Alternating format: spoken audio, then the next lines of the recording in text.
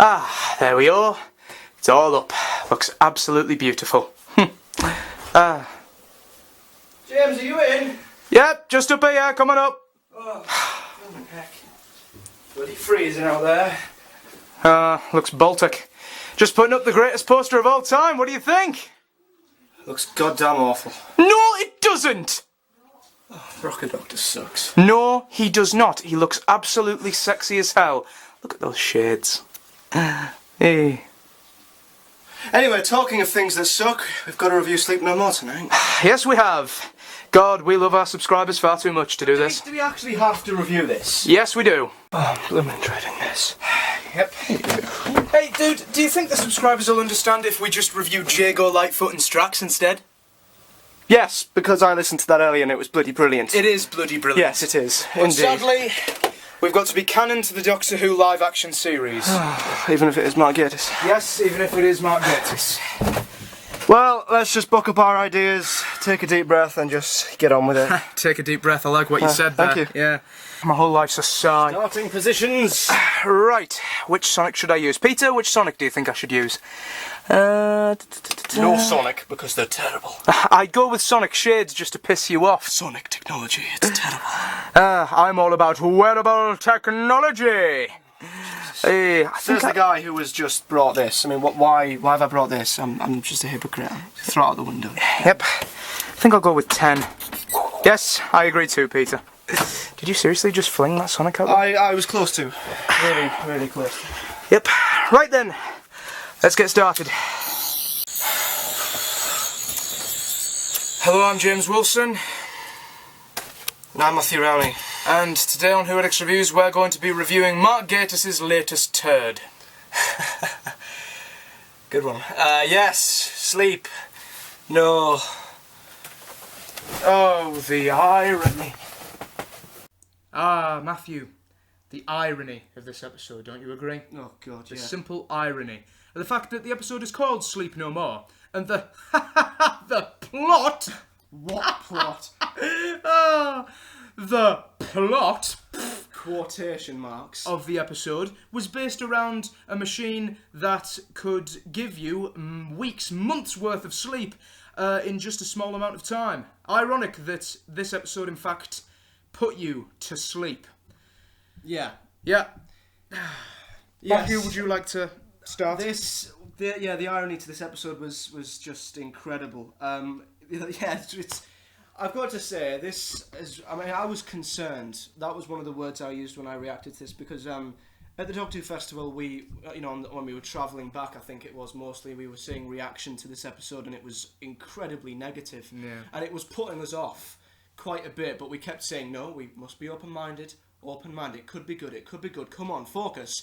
And we got back, and I have to say, it was one of the most unwatchable and unbearable episodes we've had in recent memory. Yeah, and really, some episodes really actually haven't been all that unbearable in all of New Who. This is the first ever unbearable Doctor Who episode that I've found. I mean, you guys can have your own opinion, of course. This is just our opinion, and you guys can like this episode as much as you like. We will not demonise you for this, and we will not disrespect you in the slightest for liking this episode, not in any way.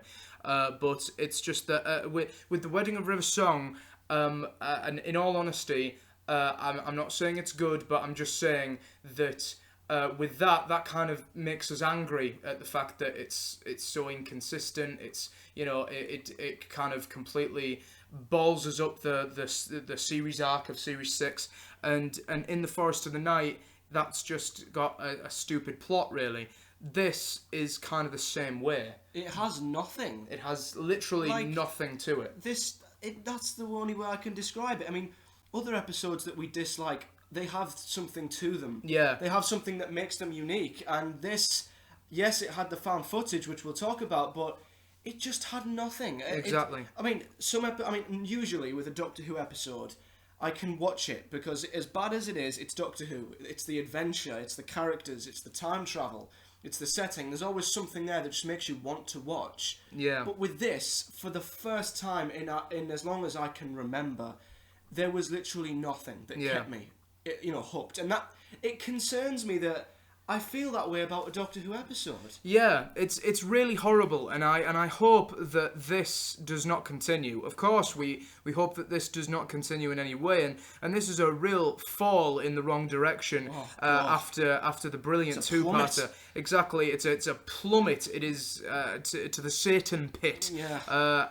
And it's a real fall from the absolutely brilliant two-parter that we had over the last 2 weeks. So this is a real fall, and the fact that it's written by Mark Gatiss.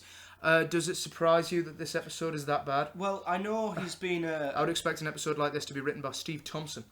Well, they do work on Sherlock together. But Yeah. I mean, Gatiss has had a few episodes that have been up and down, and he's always in the middle of the road, right? You never know what you're going to get. But even by his standards, just by Doctor Who standards in general, any writer, no matter how bad they are, how inconsistent they are, I would never have expected an episode to be this bad. No. I mean, Mark Gatiss has been a writer for a decade.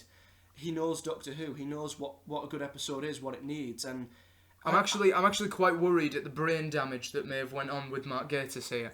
And I'm not insulting Mark Gatiss in any way, because he can write a great story.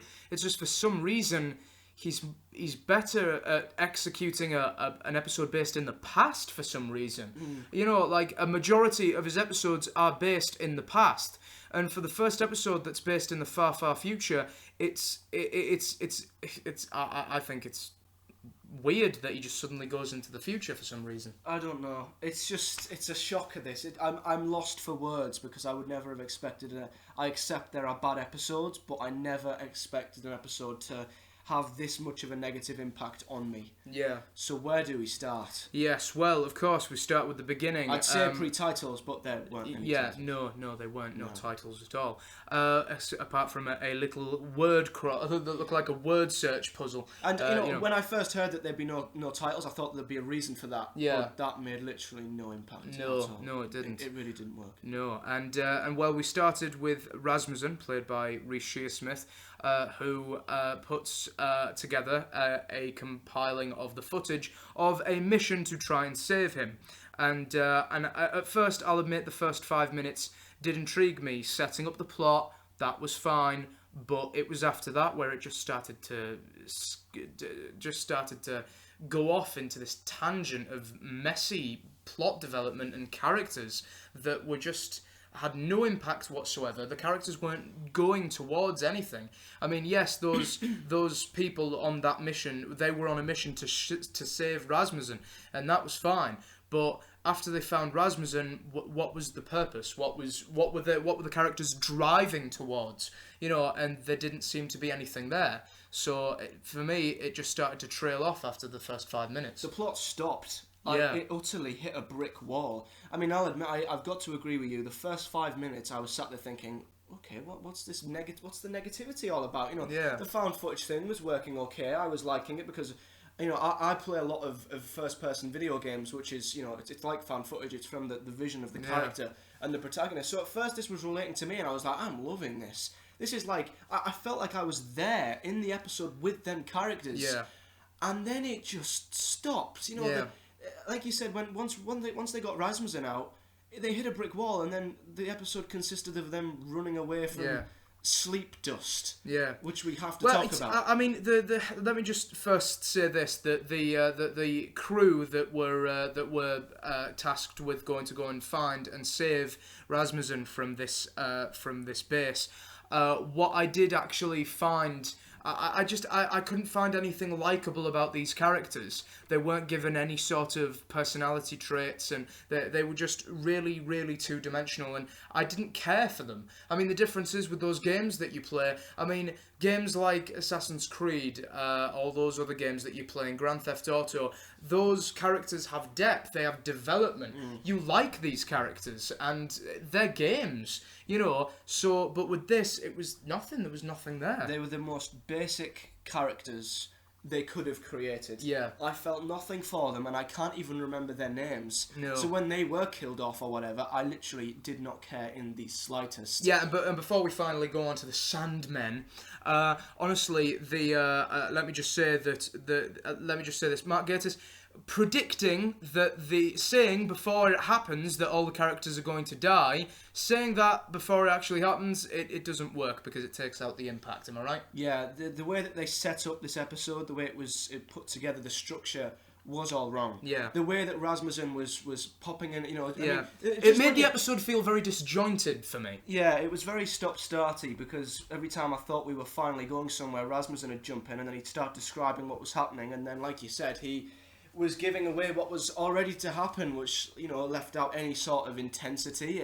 any climax, and yeah, we knew what was happening to these characters, so we didn't care about them. And let's just talk about Rasmussen himself, because again, like, he had a little bit more to him, but again, I didn't like his character. Yeah. He was a little bit borderline irritating, but that was maybe because every time I thought the plot was going somewhere, he'd pop up and be like, "Oh, what do we do?" And I was like, "Okay, just let And the plot move."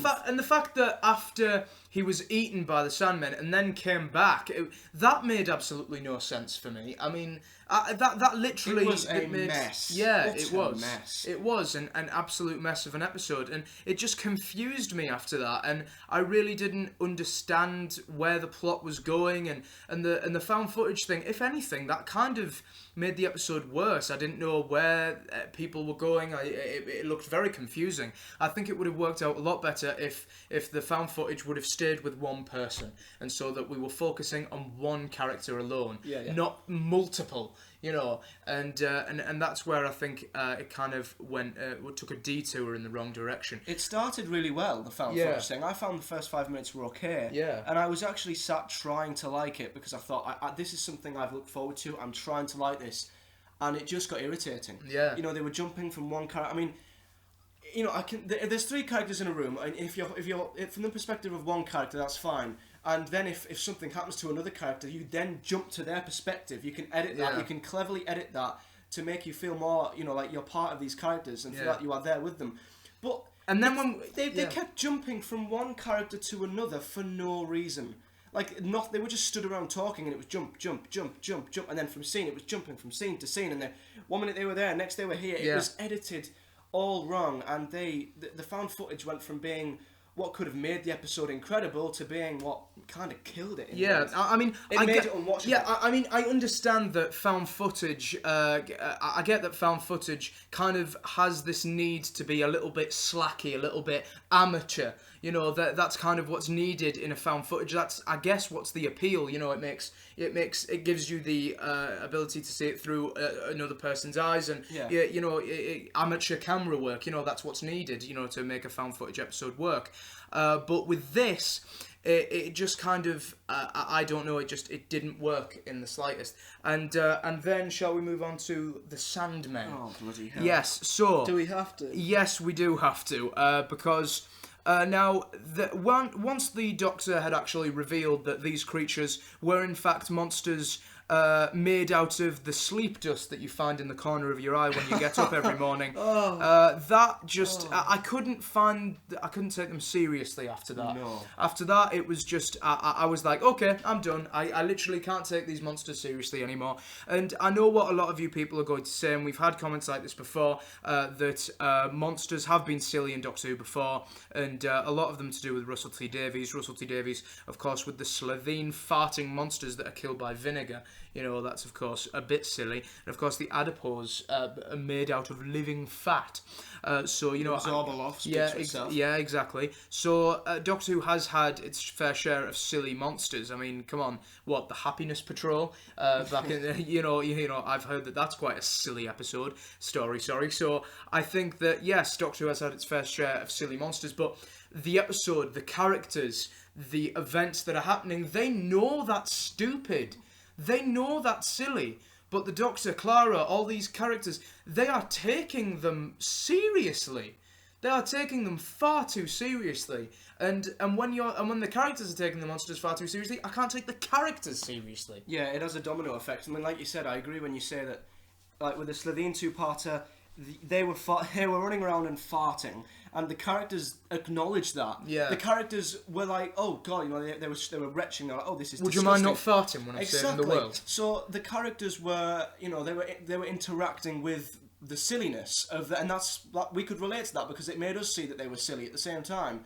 So the characters interacting with the villain made us interact with the villain through the characters.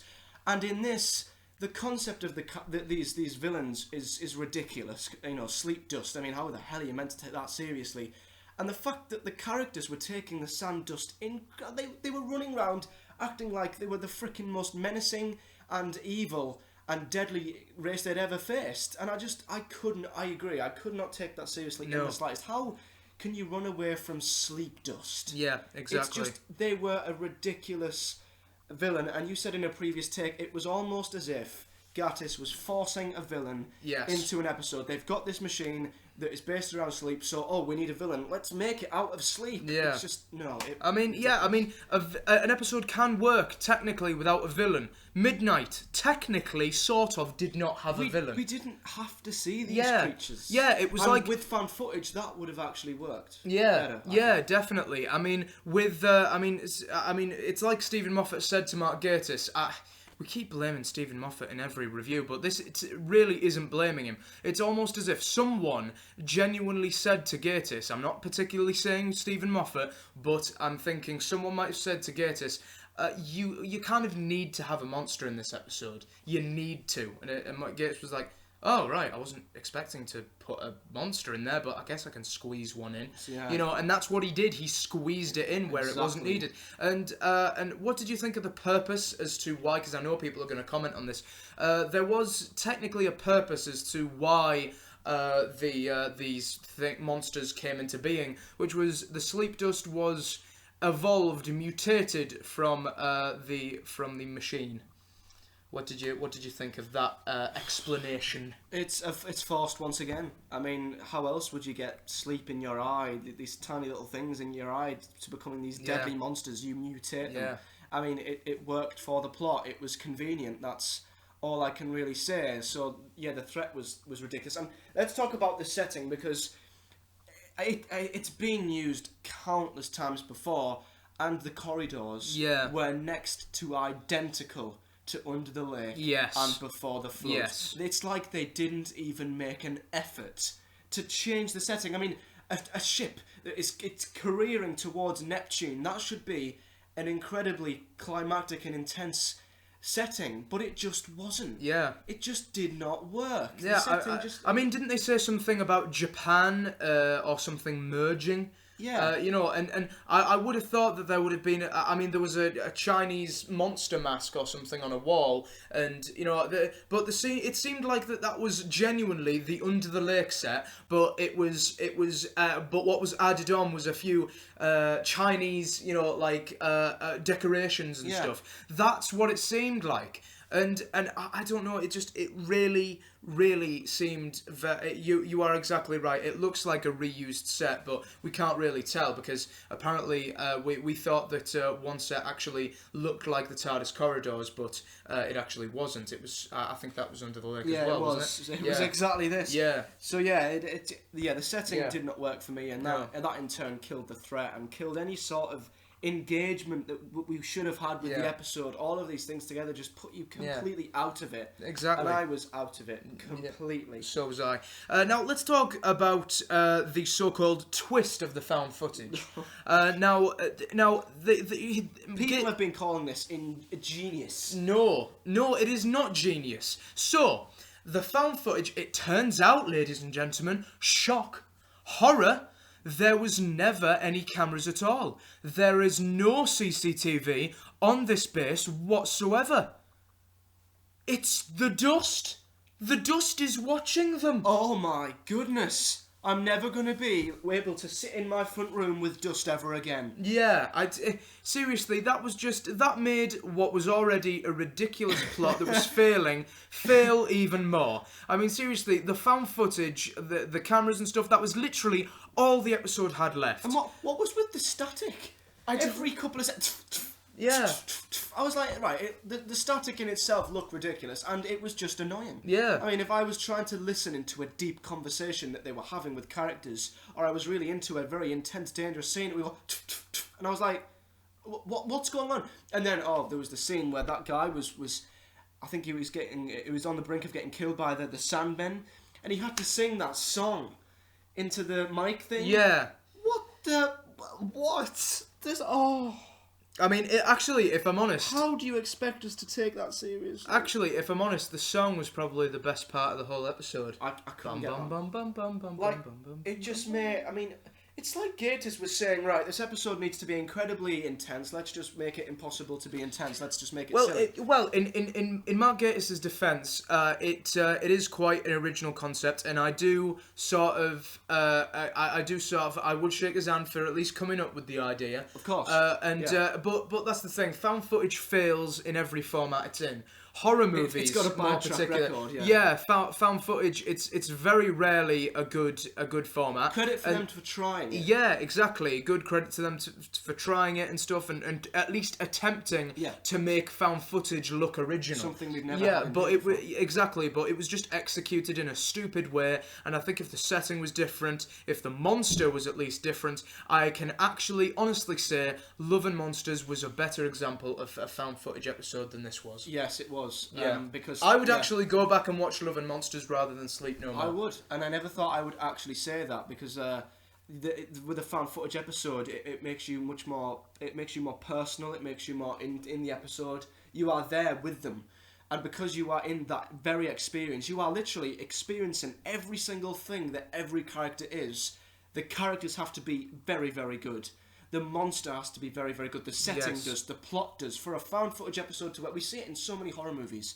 It's got a terrible track record. For this to work, everything else has to be fantastic. And because I guess the best way to describe this episode is because it was all so tight and compact. Yeah. And because everything had to work so well with another aspect. All the aspects have to work so well together. Once one thing fails, it has a domino effect on everything else. Yeah. The found footage didn't work, that affected the characters, which then affected the monster, which then affected the setting. Yeah. It just had a domino effect that killed it off. Yeah. It killed the episode Now, off. I must admit, I did at least like the Doctor and Clara in this episode. Yes, But yeah. the Doctor quoting Shakespeare and saying, "Stupid, stupid humans." That's back to the Rebel that I think you know and love. He was much more consistent in this. Yeah, It's yeah. one of 12's I better personally, episodes. I don't think I have to say that I love the Rocker Doctor, but yeah, he was back to his rebel self in this episode, and I think Clara was pretty good as well. You know, she was She showing. didn't have much to do. But She didn't have much to do, no. But then again, neither did the Doctor, really.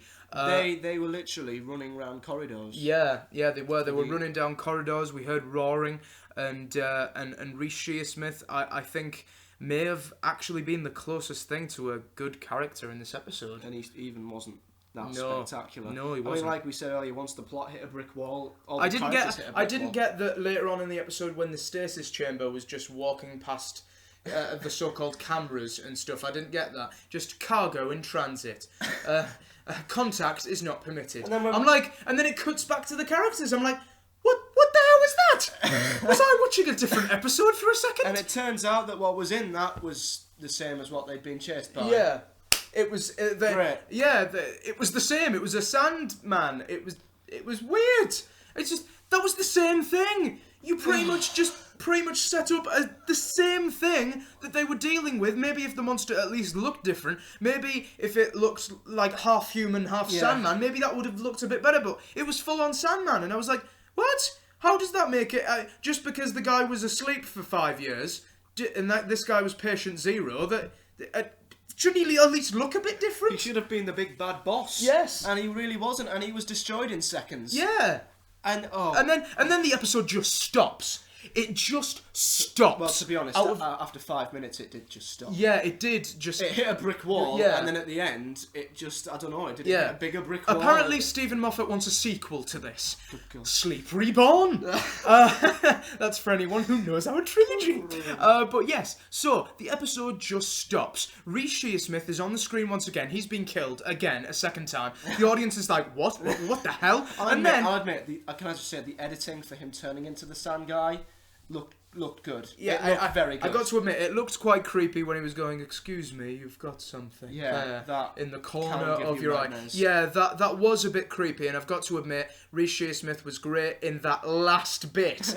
But it just made no sense. It just stopped. I mean, what did Rhys Shearsmith say? He said there wasn't really an infection. It was it affects the sleep centers in the brain, Something. changes you. And I was like, what? So does that mean mean that the Sandmen weren't really real? What? It was the most anticlimactic and unrewarding end to an episode ever. And as the Doctor said, as the Doctor's last words were in this episode, it makes no sense. It makes no sense. It's like this that was episode- literally, that wasn't Peter Capaldi acting. That was him reading the last lines of the script. It was re- like, it yeah. makes no sense. It makes no sense. He was legitimately running into the TARDIS in Yes. hope that it would actually leave him. Like he would actually leave this episode and be like, right, I'm leaving. It makes... Like the episode started off by saying you must not... And then it ended by him saying Yeah. it makes no sense. It's Well- like, this episode was speaking for itself. Yeah, exactly. The first words, right up until the last words, were pretty much a depiction of how bad this episode was. I mean, this is the thing. The ending to Love and Monsters. You know, the guy. Yes, there was the most creepy line with him saying, "Oh, we still have a love life," you know, Yeah. puke. Yeah. But it still had a rewarding ending. Is Elton's got his girl. Yeah. You know, some of them have survived. The Absorbloff is dead. The Wedding of River Song has probably the most frustrating ending ever. But the universe is saved. The Doctor's Yeah. still alive. It has a solution. This has nothing. It's had nothing. We're just left thinking, what? It has not. I'm annoyed. I'm getting annoyed like the Wedding of River Song. Yeah, yeah. Oh. Right, so do you want to go on to, if that's it, would you like to go on to your conclusion? No, I don't. I don't. I'm going to have to. Aren't I? Yep. Right, who's first? Please say you're first. I'll go first Thank for the you. sake of you. Mark Gatiss has written an episode that ironically puts you to sleep. This episode lacked good supporting characters and failed to have any sort of structure, which made the episode impossible to follow. The final act tried to look clever, but instead was utterly stupid with a laughable villain concept, and Rasmussen's narrating made the episode feel even more disjointed than it already was.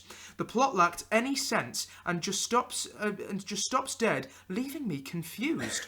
I will give Mark Gatiss good credit for conceiving the idea and trying to make it more original than the usual found footage format usually is in horror movies, etc. But it was badly written. Gatiss has produced a snoozer of an episode that is boring and forgettable and nonsensical. Rating 2 out of 10. A 2. A 2. Right, okay then, let's see. Sleep No More was one of the most boring and unengaging stories I've seen in recent memory, with hardly any content whatsoever. The found footage direction had potential and worked at first, but soon got annoying and irritating and took me out of the scenes completely. Even without the found footage, and this was something we should have said, even without the found footage, the plot was still incredibly plain and generic, and something we've seen countless times before. The characters in this had no development whatsoever, and meant nothing to me, and the Doctor and Clara were average and didn't have much to do either, apart from run round corridors from what we could clearly see was a reused set. Ragnarsson was one of the most irritating characters, and the way that he was narrating the story made the structure really stop-starty, which worsened what was already a pretty dull experience. The concept of the Sandmen was just plain ridiculous, and the ending was abrupt and unrewarding, leaving me more relieved that the episode was over. It was one of the most unbearable and unwatchable episodes I've ever seen.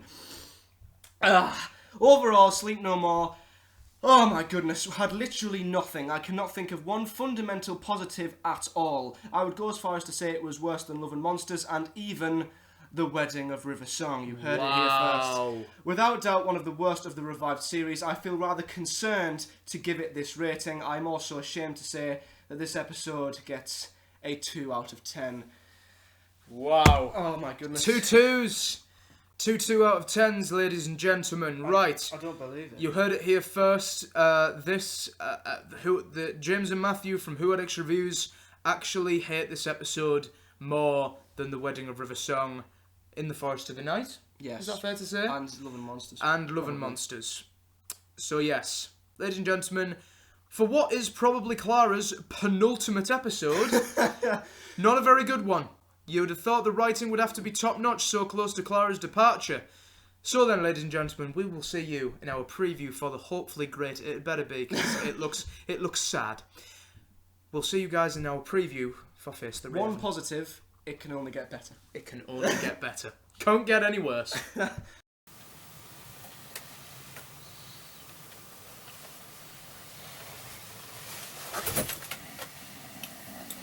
Pause! Goodness me, The Wedding of River Song's terrible. Oh. Right. So, like, subscribe, comment. That's it, really. Website, social media. Yeah. Ugh. We'll see you in our preview of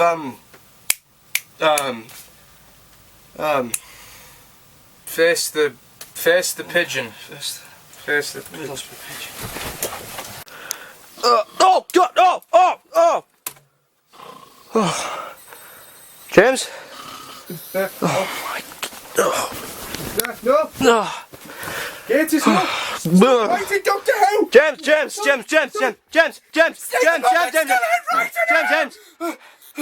It's over.